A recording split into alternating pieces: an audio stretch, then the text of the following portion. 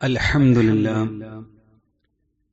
نحمده ونستعينه ونؤمن به ونتوكل عليه ونعوذ بالله من شرور أنفسنا ومن سيئات أعمالنا من يهده الله فلا مضل له ومن يضلله فلا هادي له وأشهد أن لا إله إلا الله وحده لا شريك له وأشهد أن محمدا عبده ورسوله أرسله بالهدى ودين الحق ليظهره على الدين كله ولو كره المشركون اللهم صل على محمد وعلى آل محمد كما صليت على إبراهيم وعلى آل إبراهيم إنك حميد مجيد اللهم بارك على محمد وعلى آل محمد كما باركت على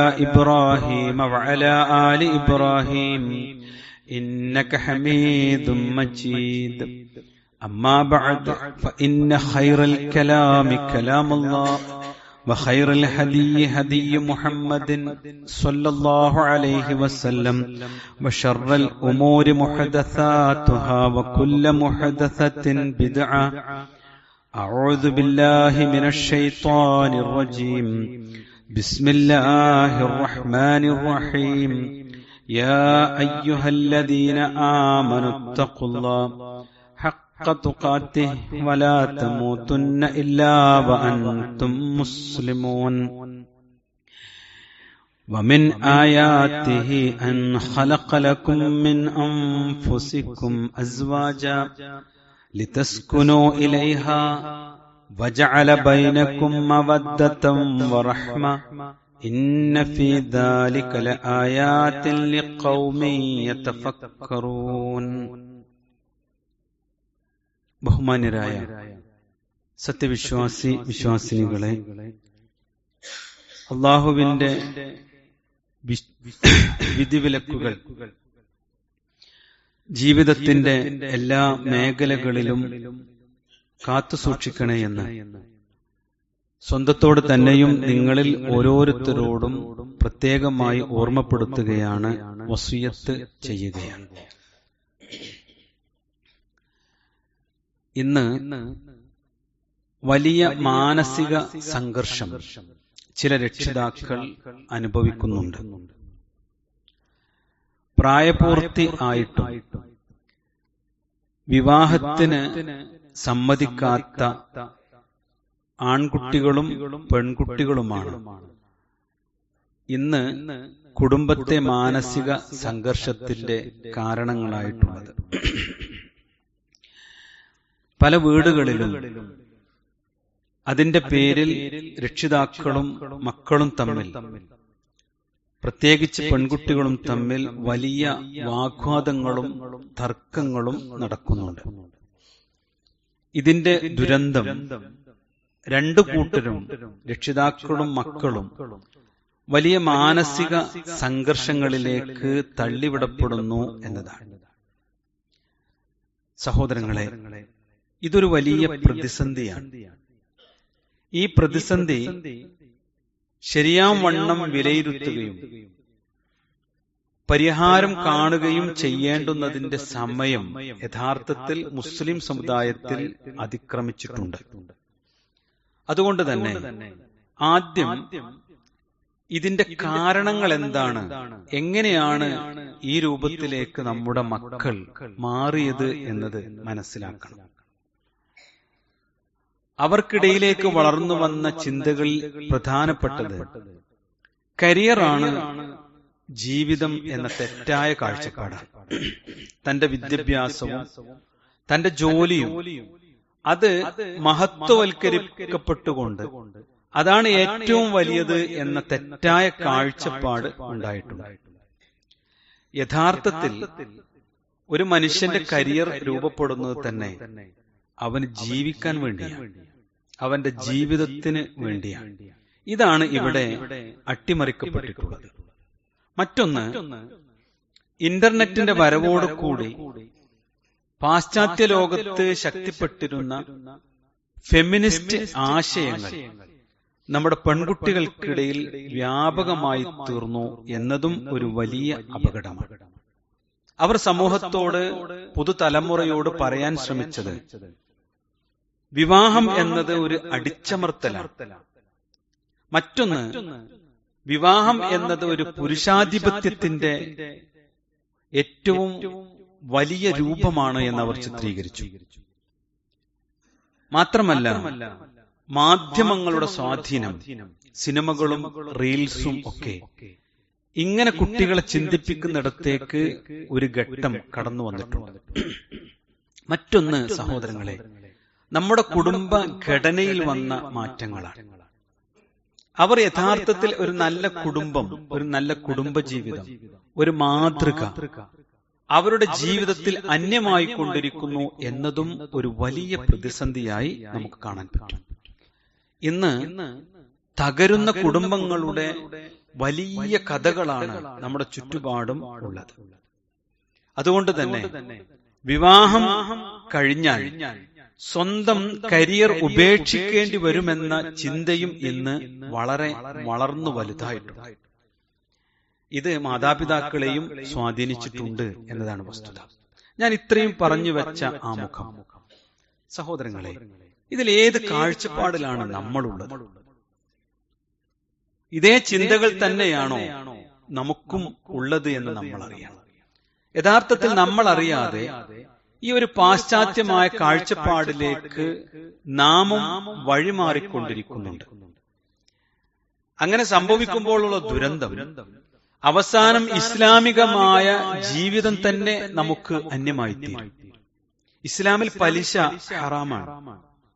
ഒരാളുടെ ജീവിതത്തിൽ പലിശയുമായി ബന്ധപ്പെട്ട ഒരു ഇടപാടിലേക്ക് ആ മനുഷ്യൻ ഇറങ്ങുന്നതോടുകൂടി അയാളുടെ ജീവിതത്തിൽ ഇസ്ലാം വിഭാവനം ചെയ്യുന്ന സാമ്പത്തികമായ അച്ചടക്കം സമ്പൂർണമായി അയാളിൽ നിന്ന് നഷ്ടപ്പെടുകയാണ്. അതോടുകൂടി അയാളുടെ ജീവിതത്തിൽ മെല്ലെ മെല്ലെ സംഭവിക്കുന്നത് ഇസ്ലാമിക ജീവിതമാണ് നഷ്ടപ്പെടുന്നത്. ഈ രംഗം വിവാഹ സമയത്തും ഉണ്ട് എന്ന് നമ്മൾ അറിയണം. നമ്മുടെ മക്കൾ, അവരുടെ ജീവിതം സമ്പൂർണമായി ഇസ്ലാമികമായിരിക്കണമെന്നും നാളെ പരലോകത്ത് എനിക്ക്, എന്റെ കുടുംബത്തിന്, അവർക്ക് തന്നെയും നരകമോചനം ലഭിച്ചുകൊണ്ട് സ്വർഗാവകാശികളായി തീരണം എന്ന ലക്ഷ്യമാണ് നമുക്ക് നഷ്ടപ്പെടുന്നത് എന്ന് നമ്മൾ അറിയണം. സഹോദരങ്ങളെ, വിവാഹത്തെക്കുറിച്ച് പാശ്ചാത്യർ അല്ലെങ്കിൽ അവർ ഉണ്ടാക്കിയെടുക്കുന്ന ചിന്തകളിൽ വളരുന്ന ലിബറലുകൾ യഥാർത്ഥത്തിൽ ഇന്ന് കൊണ്ടുവരുന്ന ചിന്തകൾ എന്തൊക്കെയാണ്? ഒന്ന്, വിവാഹം വൈകിപ്പിക്കണം എന്നതാണ്. അതാണ് ഇന്ന് ഏറെ സ്വാധീനിക്കപ്പെട്ടിട്ടുള്ളത്.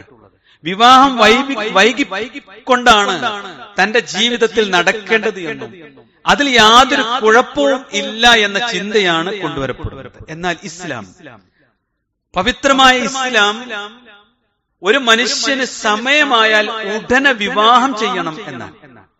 യാ മഅ്ശറ ശബാബ്, അല്ലയോ യുവ സമൂഹമേ, മനിസ്തതാഅ മിൻകുമുൽ ബാഅ, നിങ്ങൾക്ക് അതിനുള്ള യോഗ്യത എത്തിക്കഴിഞ്ഞാൽ ഫൽയതസവ്വജ്, നിങ്ങൾ വിവാഹം കഴിക്കുക എന്നത് ഇസ്ലാമിക കാഴ്ചപ്പാടാണ്. വൈകിപ്പിക്കുക എന്നത് ഇസ്ലാമിന്റെ ആണിനായാലും പെണ്ണിനായാലും അള്ളാഹു അനുവദിക്കുന്നില്ല എന്നതാണ്. രണ്ടാമത് സഹോദരങ്ങളെ, ഈ പാശ്ചാത്യ സംസ്കാരം എന്ന് പറയുന്നത് വിവാഹം അതിലൂടെ സ്വസ്ഥതയില്ലാതാകും. ഒരു മനുഷ്യന്റെ ജീവിതത്തിന്റെ സ്വസ്ഥത നഷ്ടപ്പെടുത്തുന്നതാണ് വിവാഹം. അതുകൊണ്ട് അത് വളരെ അനിവാര്യമാണെങ്കിൽ മാത്രമാണ് നിന്റെ ജീവിതത്തിൽ സംഭവിക്കേണ്ടത്. കാരണം അത് സ്വസ്ഥത നഷ്ടപ്പെടുത്തുമെന്നാണ്. എന്നാൽ അള്ളാഹുവിന്റെ പ്രവാചകൻ മുഹമ്മദ് മുസ്തഫ റസൂൽ കരീം സല്ലല്ലാഹു അലൈഹി വസല്ലമ ഓതിത്തന്ന ഓരോ വചനങ്ങളും യഥാർത്ഥത്തിൽ ഏറ്റവും സുന്ദരമായി അള്ളാഹു സുബ്ഹാനഹു വ തആല വിശുദ്ധ ഖുർആനിലൂടെ പഠിപ്പിച്ചു തരുന്ന ജീവിതം കുടുംബജീവിതമാണ്. ഓരോ ആയത്തെടുത്താലും അത് നമ്മുടെ മനസ്സുകൾക്ക് വലിയ സൗന്ദര്യം നൽകും. നോക്കൂ, നിങ്ങൾ എപ്പോഴും കേൾക്കുന്ന ഒരു ആയത്ത്, വമിൻ ആയാത്തിഹി, അള്ളാഹുവിന്റെ ദൃഷ്ടാന്തങ്ങളിൽപ്പെട്ടതാണ്. എന്താണ് വിവാഹം? എന്താണ് വിവാഹം കൊണ്ടൊരു മനുഷ്യൻ അള്ളാഹു നൽകുന്ന അനുഗ്രഹം? അൻ ഖലഖ ലക്കും മിൻ അൻഫുസിക്കും അസ്വാജ, നിങ്ങളിൽ നിന്ന് തന്നെ നിങ്ങൾക്ക് ഇണകളെ നാം സൃഷ്ടിച്ചു തന്നിരിക്കുന്നു. എന്തിന്? ലിതസ്കുനു ഇലൈഹാ, അവളിലേക്ക് സമാധാനപൂർവം നീ ചെന്നെത്തുവാൻ വേണ്ടി. അതിനെന്താണ് അള്ളാഹു ഒരുക്കിയിട്ടുള്ളത്? വജഅല ബൈനക്കും മവദ്ദതൻ വറഹ്മ, നിങ്ങൾക്ക് രണ്ടുപേർക്കുമിടയിൽ സ്നേഹവും കാരുണ്യവും അള്ളാഹു ഉണ്ടാക്കിയിട്ടുണ്ട് എന്നാണ്. വജഅല, റഹ്മാനായ റബ്ബ് ഉണ്ടാക്കിയിട്ടുണ്ട്. അല്ലേ?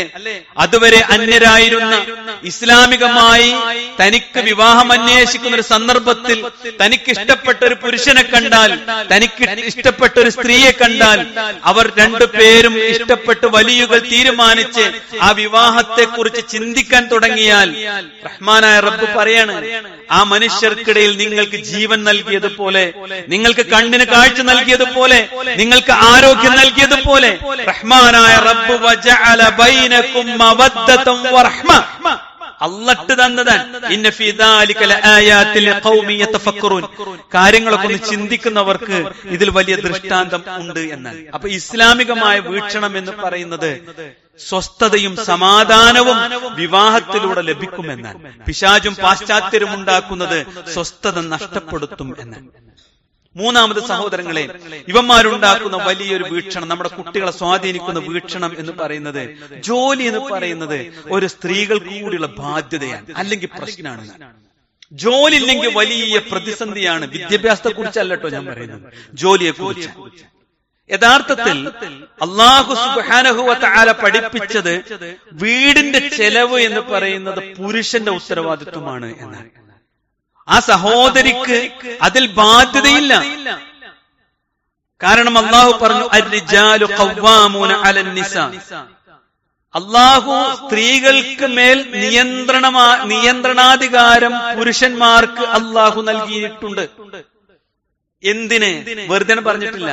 അല്ലാഹ് പറഞ്ഞു, ബിമാ ഫദ്ദലല്ലാഹു ബഅദഹും അലാ ബഅദിൻ, ഒരു വിഭാഗത്തിന് മറുവിഭാഗത്തേക്കാൾ അല്ലാഹു കൂടുതൽ കഴിവ് നൽകിയത് കൊണ്ട്, ആരോഗ്യവും സൗകര്യവും സന്ദർഭവും നൽകിയത് കൊണ്ട്, വബിമാ അൻഫഖൂ മിൻ അംവാലിഹിം, അവരുടെ പുരുഷന്മാർ അവരുടെ ധനം അവർക്ക് വേണ്ടി ചിലവഴിക്കുകയും ചെയ്യുന്നത് കൊണ്ട് സ്ത്രീകൾക്ക് മുകളിൽ ഒരു നിയന്ത്രണത്തിന്റെ അധികാരം അല്ലാഹു നൽകിയിട്ടുണ്ട്. ഇത് ഇസ്ലാമികമായ കാഴ്ചപ്പാടാണ്. എന്നാൽ മറ്റുള്ളവരുണ്ടാക്കുന്നത് എന്താ? ജോലി ഇല്ലെങ്കിൽ നീ കുടുങ്ങുട്ടോ, ഇതങ്ങോട്ട് പറഞ്ഞ് ഫലിപ്പിച്ച് താൻ എന്തോ ഒരു വലിയ ഭീകരകാര്യം ചെയ്യുന്നത് പോലെ ജീവിതത്തെ കാണുന്നവരാണ്. പാശ്ചാത്യർ ഒന്നുകൂടി പറയും സഹോദരങ്ങളെ, അല്ലെങ്കിൽ ഫെമിനിസ്റ്റുകൾ ഒന്നുകൂടി പറയും, വിവാഹം വൈകിപ്പിച്ചാൽ ഒന്നും സംഭവിക്കൂലാണ്. നന്നായി കേൾക്കണം കേട്ടോ, നമ്മുടെ മക്കളെ കുറിച്ച് ചിന്തിക്കണം. ഇവർ പറയാണ്, ഈ സോഷ്യൽ മീഡിയയിലൂടെ ഇത് കേൾക്കുന്ന കുറേയധികം ചെറുപ്പക്കാർ നമ്മുടെ ചുറ്റുപാടുമുണ്ട്, വിവാഹം വൈകിപ്പിച്ചാൽ ഒന്നും സംഭവിക്കൂലാണ്. അല്ലാഹു പറയണെന്താ നിങ്ങളെ, തെറ്റായ വഴിയിലൂടെ ലൈംഗികമായ ആസ്വാദനത്തിലേക്ക് വഴുതി പോകുന്ന ജീവിതം നശിച്ചു പോകും.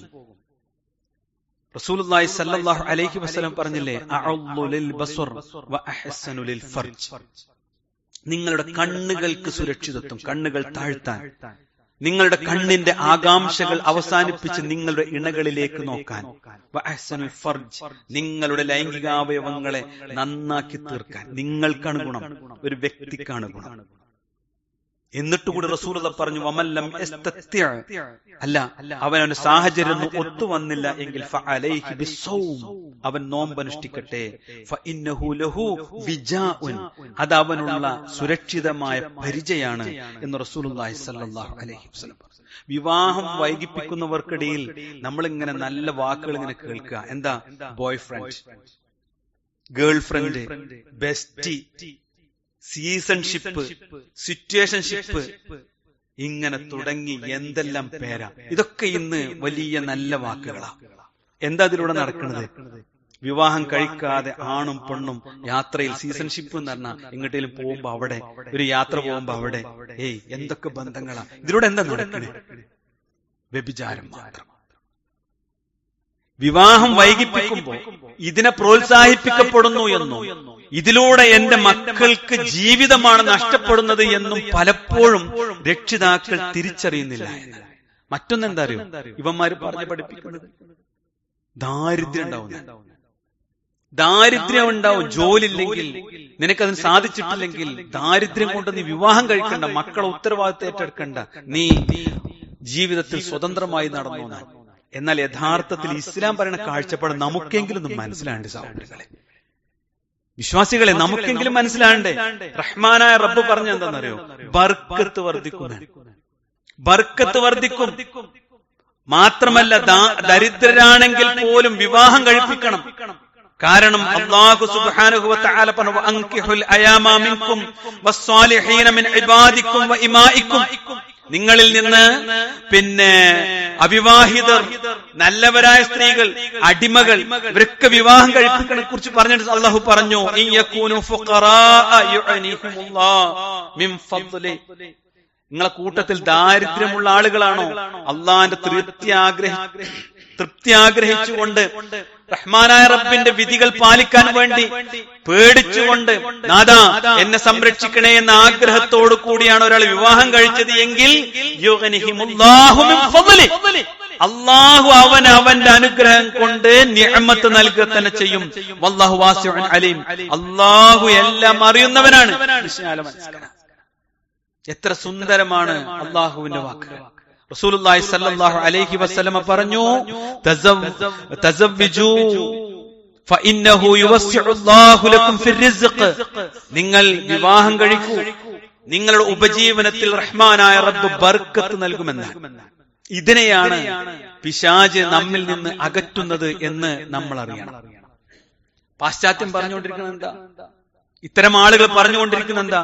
വിവാഹം അത് എപ്പോ വേണമെങ്കിലും ഒഴിവാക്കാനാണ്, അതിനൊരു തടസ്സവും വേണ്ട. ഒരാൾക്ക് എപ്പോ പിരിയണോ പിരിഞ്ഞോട്ടെ, എന്തായാലും തടസ്സം. അവനവന്റെ സ്വാതന്ത്ര്യവും അവനവന്റെ കരിയറുമാണ് പ്രധാനം, അല്ലെ? എന്നാൽ ഇസ്ലാമിൽ അങ്ങനെ കാഴ്ചപ്പാടില്ല. ഇസ്ലാം എന്ന് പറയുന്നത് അല്ലാഹു സുബ്ഹാനഹു വ തആല പറഞ്ഞൊരു ദൃഢമായ കരാറാണ്. വഅഖദ്ന മിൻകും മീസാഖൻ ഗലീള, വളരെ ദൃഢമായ കരാർ, അല്ലെ? അത്ര നാള് വളർത്തിയ ആ മാതാപിതാക്കളിൽ നിന്ന് ആ പിതാവിന്റെ കൈ പിടിച്ച് ഞാനിതാ ഏറ്റെടുത്തിരിക്കുന്നു, നിങ്ങൾ കൊടുത്ത മുഴുവൻ സംരക്ഷണവും ഞാൻ നൽകിയിരിക്കുന്നു എന്ന്. മാത്രല്ല അത് അല്ലാഹു ചോദ്യം ചെയ്യപ്പെടും, നാളെ അല്ലാഹുവിന്റെ കോടതിയിൽ ചോദ്യം ചെയ്യപ്പെടും. മാത്രല്ല ഉത്തരവാദിത്വമുള്ള ലൈംഗിക ബന്ധമാണ് വിവാഹം. റസൂലുള്ളാഹി പറഞ്ഞില്ലേ, കുല്ലുക്കും റാഇൻ വമസ്ഊലുൻ അൻ റഅയതിഹി, എല്ലാവരും ഉത്തരവാദിത്വമുള്ളവരാണ്, എല്ലാവരുടെ ഉത്തരവാദിത്വത്തെക്കുറിച്ചും ചോദ്യം ചെയ്യപ്പെടും. വറജുലു ഫി അഹ്ലിഹി റാഇൻ, നാളെ തന്റെ കുടുംബത്തെക്കുറിച്ച് ആ പുരുഷനോട് ചോദ്യം ചെയ്യപ്പെടും. വഹുവ മസ്ഊലുൻ അൻ റഅയതിഹി, എല്ലാ ഉത്തരവാദിത്വം നാളെ പരലോകത്ത് ചോദ്യം ചെയ്യപ്പെടും. ഒരു പെണ്ണിനെ കുറിച്ച് എന്താ പറഞ്ഞ, അവളോട് അവളുടെ വീട്ടിലെ ഉത്തരവാദിത്വം ചോദിക്കുള്ളൂ, ഭർത്താവിന്റെ വീട്ടിലെ. എന്നിട്ടോ വഹിയ മസ്ഊലത്തുൻ അൻ റഅയതിഹ, തന്റെ കീഴിൽ താൻ വളർത്തിയ മക്കൾ, താൻ പരിചരിച്ച ഭർത്താവ്, അവരെ കുറിച്ച് നാളെ പരലോകത്ത് ചോദ്യം ചെയ്യപ്പെടും. അപ്പൊ അത് വലിയ ഉത്തരവാദിത്വമാണ്. ലിബറലുകൾ പറഞ്ഞുകൊണ്ടേയിരിക്കും, നിങ്ങൾ തുടർ പഠനത്തിന് തടസ്സമാണ് വിവാഹം, ജോലിക്ക് തടസ്സമാണ് വിവാഹം, അതുകൊണ്ട് നിങ്ങൾക്ക് സുരക്ഷിതത്വം ഉണ്ടാവൂല. അള്ളാഹ് പറഞ്ഞെന്താ അറിയോ, വിവാഹം എന്ന് പറയുന്നത് സുരക്ഷിതമായ ജീവിതത്തിന്റെ ഭാഗമാണ്. നിങ്ങളുടെ എല്ലാം സുരക്ഷിതമായി ജീവിക്കപ്പെടും, നിങ്ങളുടെ ശരീരം, നിങ്ങളുടെ മനസ്സ്, നിങ്ങളുടെ എല്ലാം. മൻ തസവ്വജ ഫഖദ് അഹ്റസ, ഒരാള് വിവാഹം കഴിച്ചാൽ അവൻ സംരക്ഷിച്ചു എന്നാണ്. ശത്റ ദീനിഹി, അവന്റെ ദീനിന്റെ പകുതി. ഫൽയത്തഖില്ലാ, അവൻ അല്ലാഹുവിനെ സൂക്ഷിക്കട്ടെ. ഫിശത്രി, ബാക്കി ഭാഗത്ത് അവൻ അല്ലാഹുവിനെ സൂക്ഷിക്കട്ടെ എന്നാണ്. ദീന് എന്ന് പറയുന്നത് ജീവിതത്തെ സുരക്ഷിതമാക്കലാണ്. വിവാഹം എന്ന് പറയുന്നത് ആ ദീനിനെ സംരക്ഷിക്കലാണ്. സഹോദരങ്ങളെ, മാത്രമല്ല ഈ ഒരു വിവാഹം വൈകിപ്പിക്കുന്നതിലൂടെ വലിയ പ്രത്യാഘാതങ്ങൾ ആണിനും പെണ്ണിനും ഉണ്ടാകുമെന്ന് പണ്ഡിതന്മാർ മാത്രമല്ല, വൈദ്യശാസ്ത്ര ലോകം ഇന്ന് നമ്മളോട് പറയുന്നുണ്ട്. ദീനിന്റെ വെളിച്ചത്തിൽ ചില കാര്യങ്ങൾ പറയാം. ദീന് അതിന്റെ സുരക്ഷിതത്വം നഷ്ടപ്പെടും. ഒരു വ്യഭിചാരം തുടങ്ങിയ മനുഷ്യൻ, ഒരു പെണ്ണ്, പിന്നെ ദീനിന്റെ എന്ത് ഹലാവത്താണ് അവർക്ക് ഉണ്ടാവുക. ഒന്നും ആസ്വദിക്കാൻ പറ്റൂല. നിസ്കരിക്കൽ ശരിയാവില്ല, ഖുർആനോദിൽ ശരിയാവില്ല, ദിക്ർ ചൊല്ലാൻ കഴിയില്ല, ഒന്നിനും പറ്റില്ല. ഈ ദുനിയാവിന്റെ എല്ലാ ഹലാവത്തും നഷ്ടപ്പെടും. ജീവിതത്തിൽ അള്ളാഹുവിന്റെ ബർക്കത്ത് നഷ്ടപ്പെടും. ഇനി നാം തയ്യാറാകുമ്പോൾ അനുയോജ്യമായ ഇണകളെ ലഭിക്കാത്ത സാഹചര്യമുണ്ടാകും. മനസ്സിന് വലിയ മാനസിക സമ്മർദ്ദങ്ങൾ ഉണ്ടാകും, സാമൂഹിക സമ്മർദ്ദങ്ങൾ ഉണ്ടാകും. ഇനി സ്ത്രീകൾക്കാണെങ്കിലോ ഗർഭധാരണത്തിന് സാധ്യതകൾ കുറയും, മാതൃത്വത്തിൽ വെല്ലുവിളികൾ ഉണ്ടാകും, വ്യത്യസ്ത രോഗങ്ങൾക്ക് സാധ്യതകളുണ്ട്. ഇസ്ലാമികമായ സംസ്കാരം തന്നെ അവർ വിട്ടകന്ന് പോകാൻ കാരണമാകും. അല്ലെ, പ്രായം കൂടും തോറും അണ്ടങ്ങളുടെ എണ്ണം കുറയും. ഇതൊക്കെ അറിയുന്ന ആളുകളാണ്. 30 വയസ്സിന്റെ മധ്യത്തോടു കൂടി ക്രമാതീതമായി കുറയുമെന്ന് വൈദ്യശാസ്ത്രം പറയുന്നു. അല്ലെ, ഗുണനിലവാരത്തിൽ കുറവുണ്ടാകും കുട്ടികളുടേത്. ഗർഭകാലം പ്രമേഹത്തിന് കൂടുതൽ സാധ്യതയുണ്ടാകും. ഗർഭം അലസിപ്പോകാനുള്ള സാധ്യത വളരെ കൂടുതലാണ്. അമിതമായ രക്തസമ്മർദ്ദമുണ്ടാകും, തികയാതെ പ്രസവിക്കും, ജനന വൈകല്യങ്ങൾക്ക് സാധ്യതയേറെയാണ്. ഇത് രണ്ടൊന്ന് ചേർത്ത് വായിച്ചു നോക്കി. അല്ലാഹ് പറയാ, ദീനായിട്ട് ജീവിച്ചോ, നിന്റെ കണ്ണിനെ സംരക്ഷിക്കാൻ, നിന്റെ ശരീരത്തെ സംരക്ഷിക്കാൻ, നാളെ പരലോകത്ത് സുരക്ഷിതമാകാൻ. പ്രായപൂർത്തിയായാൽ, താക്കത്ത് വന്നാൽ, ആണും പെണ്ണും വിവാഹം കഴിച്ച് ഉത്തരവാദിത്വം ഏറ്റെടുത്ത് കുടുംബജീവിതം നയിക്കുമ്പോഴാണ് ഇഹലോകത്തെ പ്രതിസന്ധികൾക്ക് പരിഹാരം, നാളെ പരലോകത്ത് പ്രതിഫലം ലഭിക്കുക എന്നത് നമ്മുടെ മക്കളെ നമുക്ക് തന്നെ തിരിച്ചറിയാൻ വൈകിക്കൊണ്ടിരിക്കുന്നു എന്നതാണ് യാഥാർത്ഥ്യം. ദീനിനെ ദീനായി മനസ്സിലാക്കി ജീവിതത്തെ തിരിച്ചു കൊണ്ടുവരാൻ അള്ളാഹു തൗഫീഖ് നൽകുമാറാവട്ടെ.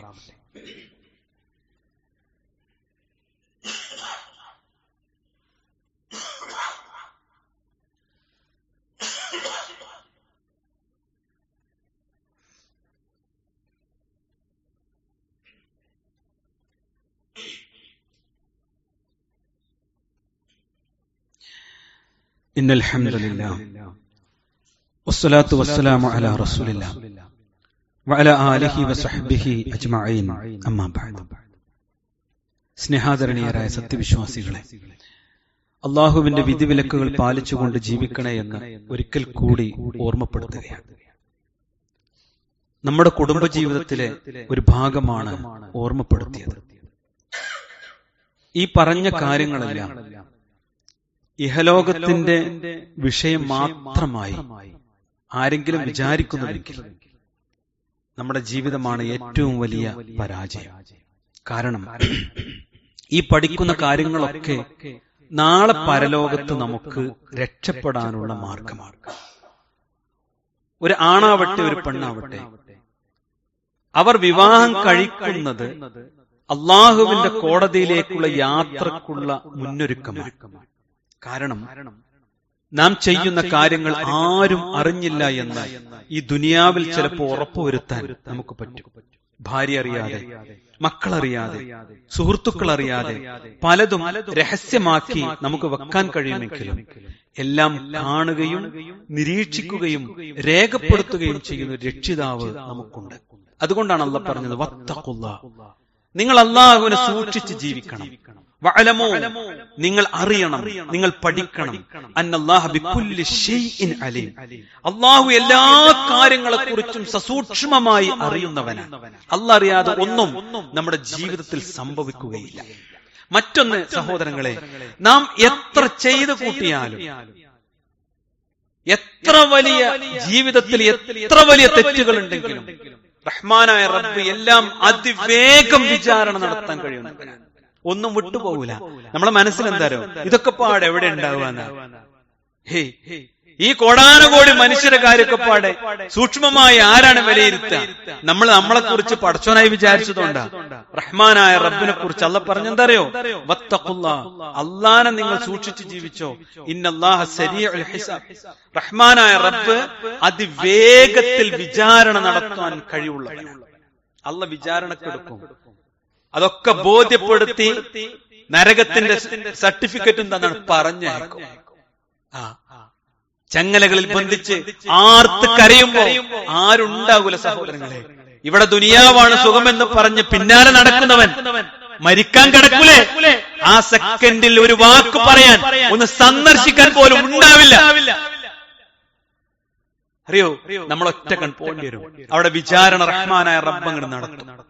നാം എത്ര മറച്ചു വെച്ചാലും ഹൃദയത്തിലുള്ള മുഴുവൻ കാര്യങ്ങളും സസൂക്ഷ്മമായി അറിയാൻ കഴിയുന്നവനാണ് നമ്മുടെ രക്ഷിതാവ്. വിശ്വാസികളെ, തഖ്വയോടുകൂടി ജീവിക്കണേ. ഇന്നല്ലാഹ അലീമുൻ ബിദാത്തി സുദൂർ. നിങ്ങളുടെ മനസ്സിന്റെ ഉള്ളിലുള്ള മന്ത്രമുണ്ടല്ലോ, ആ ചിന്തയുണ്ടല്ലോ, അതുപോലും രേഖപ്പെടുത്താനും അറിയാനും കഴിവുള്ളവനാണ് റഹ്മാനായ റബ്ബ്. എന്നിട്ട് അതിന് പ്രതിഫലം നൽകി. എങ്ങനെയാണെന്നറിയുമോ? ഒരാൾക്ക് തെറ്റായ ചിന്തകൾ ഉണ്ടായി, ഇല്ല, അള്ളാനെ പേടിച്ച് മാറി നിന്നാൽ ആ ചിന്തക്ക് പോലും നന്മയുടെ പ്രതിഫലം രേഖപ്പെടുത്തുന്ന കാരുണ്യവാനാണ് റഹ്മാനായ റബ്ബ്. അത് ചെയ്താലോ കഠിനമായി അവൻ ശിക്ഷിക്കുകയും ചെയ്യും. അള്ളാഹു വിശുദ്ധ ഖുർആനിൽ പറഞ്ഞെന്താ അറിയോ? വിശ്വാസികളെ, ഇവിടെ അല്പമുള്ളൂ, കഴിഞ്ഞു പോകും. ശാശ്വതമായ ജീവിതം സൂക്ഷ്മതയുള്ളവർക്കാണ്, ശ്രദ്ധിച്ച് ജീവിക്കുന്നവർക്കാണ്. വത്തഖുല്ലാഹ്, അല്ലാഹനെ സൂക്ഷിച്ച് ജീവിക്കണേ. ലഅല്ലക്കും തുഫ്ലിഹൂൻ, നിങ്ങൾ വിജയിക്കുന്നവരുടെ കൂട്ടത്തിൽപ്പെട്ടേക്കാം എന്നാണ്. അതുകൊണ്ട് പരാജയപ്പെട്ടുകൂടാ. നാം മാത്രമല്ല, നമ്മുടെ മക്കളും പരാജയപ്പെട്ടുകൂടാ, നമ്മുടെ കുടുംബം പരാജയപ്പെട്ടുകൂടാ. കാരണം എന്താ അറിയോ? ജ്വലിക്കുന്ന നരകാഗ്നി അത്ര കഠിനമാണ്. ഈ നൈമിഷികതകൾ കടന്ന് ഓരോ സ്റ്റെപ്പും മുന്നോട്ട് പോകുമ്പോ ഞാൻ കണ്ടെത്താനുള്ളത് സ്വർഗവും നരകവുമാണ് എങ്കിൽ സ്വർഗത്തിന്റെ അവകാശിയായി മാറാൻ തഖ്വയുള്ളവനാകണം ഞാൻ എന്ന ചിന്ത, എന്റെ കുടുംബം രക്ഷപ്പെടണമെന്ന ആത്മാർത്ഥമായ ആഗ്രഹം നമുക്കുണ്ടാവണം. അവിടെയാണ് ഇസ്ലാമിന്റെ വിധി വിലക്കുകൾ ജീവിതത്തിൽ പാലിക്കുന്നതിന്റെ ശ്രേഷ്ഠതയും മഹത്വവും ഉണ്ടാകുന്നത്. അതുകൊണ്ട് സഹോദരങ്ങളെ, നമസ്കാരം, നോമ്പ്, സക്കാത്ത്, ഇതിലൊക്കെ ചിട്ടുള്ള നമുക്ക് ജീവിതത്തിന്റെ വ്യവഹാരങ്ങളിൽ, വിവാഹ മേഖലകളിൽ, നമ്മുടെ മക്കളുടെ കാര്യത്തിൽ എത്രമാത്രം കണിശതയും സൂക്ഷ്മതയും ഉണ്ട് എന്ന് അള്ളാഹു പരിശോധിക്കുക തന്നെ ചെയ്യുമെന്ന അറിവ് നമുക്കുണ്ടാവണം. അങ്ങനെ സൂക്ഷ്മതയോടുകൂടി ജീവിക്കുന്ന മുഅ്മിനുകളിൽ അള്ളാഹു നമ്മെ ഉൾപ്പെടുത്തുമാറാവട്ടെ. തഖ്വയോടുകൂടി സൂക്ഷ്മതയോടുകൂടി ജീവിക്കാൻ അള്ളാഹു തൗഫീഖ് നൽകുമാറാവട്ടെ. നമ്മുടെ മക്കൾക്ക് ഹിദായത്തിന്റെ വെളിച്ചം റഹ്മാനായ റബ്ബ് നൽകുമാറാവട്ടെ.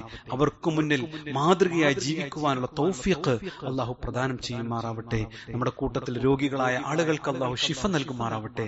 റഹ്മാനായ റബ്ബ് മുഖേന മഗ്ഫിറത്തും മർഹമത്തും അവർക്ക് നൽകി അനുഗ്രഹിക്കുമാറാവട്ടെ.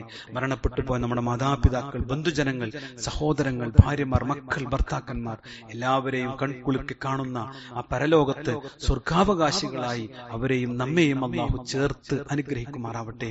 അല്ലാഹു മഗ്ഫിർ ലിൽ മുഅ്മിനീന വൽ മുഅ്മിനാത്ത് വൽ മുസ്ലിമീന വൽ മുസ്ലിമാത്ത് വൽ അഹ്യാഇ മിൻഹും വൽ അംവാത് ഇന്നക മുജീബുദ് ദഅവാതി യാ ഖാദിയൽ ഹജാത്. അല്ലാഹുമ്മ അജ്ർനാ മിനൻ നാർ, اللهم أجرنا من النار، اللهم أجرنا من النار.